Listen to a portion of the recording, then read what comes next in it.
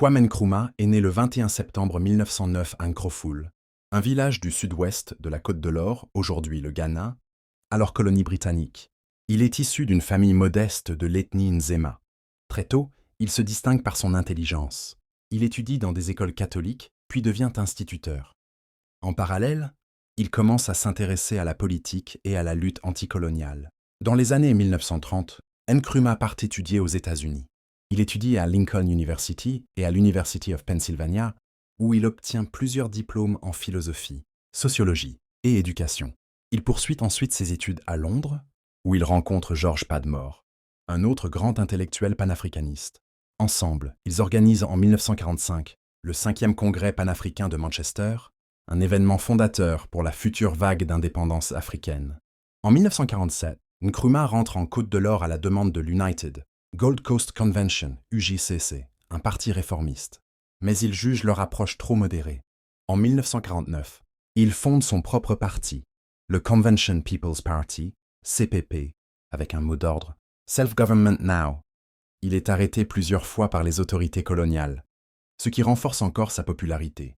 Le 6 mars 1957, la Côte de l'Or devient le premier pays d'Afrique subsaharienne à obtenir l'indépendance, avec Kwame Nkrumah comme Premier ministre, puis président en 1960 lorsque le pays devient une république. Il renomme le pays Ghana, en hommage à l'ancien empire ouest-africain. Nkrumah gouverne avec une vision claire. Il met en œuvre une politique de développement économique rapide. Industrie, barrages, routes, écoles. Il prône un socialisme africain. Avec un fort rôle de l'État dans l'économie, il encourage l'éducation de masse, la formation de cadres africains et la modernisation du pays. En 1964, il instaure le parti unique. Il crée une police politique pour surveiller les opposants. Son culte de la personnalité se développe. Kwame Nkrumah est un pionnier du panafricanisme. Il rêvait des États-Unis d'Afrique, une fédération unie politiquement et économiquement. Il crée l'Organisation de l'Unité africaine, OUA, en 1963, l'ancêtre de l'Union africaine. Des alliances avec d'autres pays progressistes, Guinée, Mali, mais ces idées étaient parfois trop en avance sur leur temps. La majorité des pays africains préfèrent garder leur souveraineté nationale.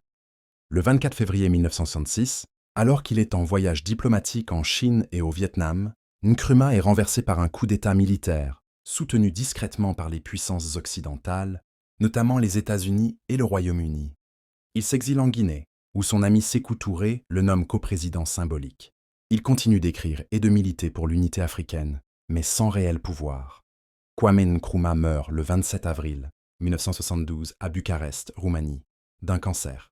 Il est d'abord enterré en Guinée, puis ses restes sont rapatriés au Ghana en 1992.